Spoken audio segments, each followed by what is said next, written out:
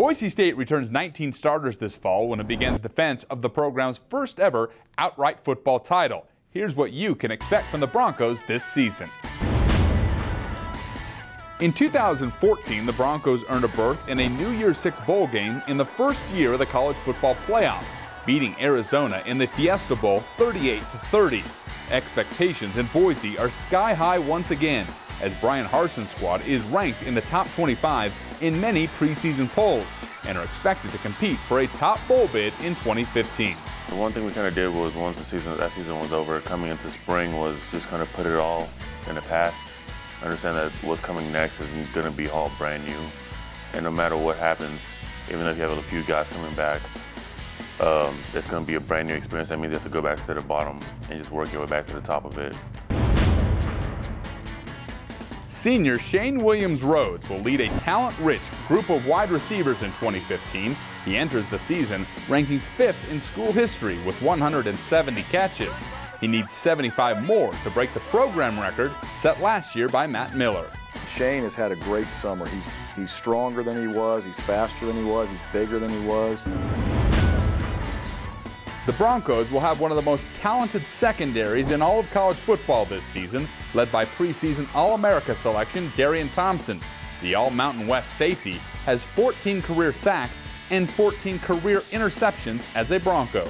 We have playmakers all around, and one thing that makes the playmakers, quote-unquote playmakers, is the people around them. And when you're able to play as relaxed and as a unit, become more comfortable with each other. And when that happens, that's what separates a good defense from a great defense. The Broncos open up the season with 4 straight non-conference games before Mountain West play kicks off against Hawaii on October 3rd. The season opener on September 4th will be one of the most anticipated games in program history against the University of Washington, marking the return of former Bronco head coach Chris Peterson, who recruited many of the Boise State players and mentored Brian Harsin. When we step out there, there'll be emotions, but for those guys on the football field, they're going to be playing 80 plays against each other, and all they're concentrating on is just trying to win that battle. And when we get into the game, it'll be 3.5 hours of just playing, and whatever happens at that point, we'll see. It'll still be nice to have them back in Boise. It'll be a great game. Everybody's fired up about it. Our fans are fired up about it. Team's fired up. I'm fired up.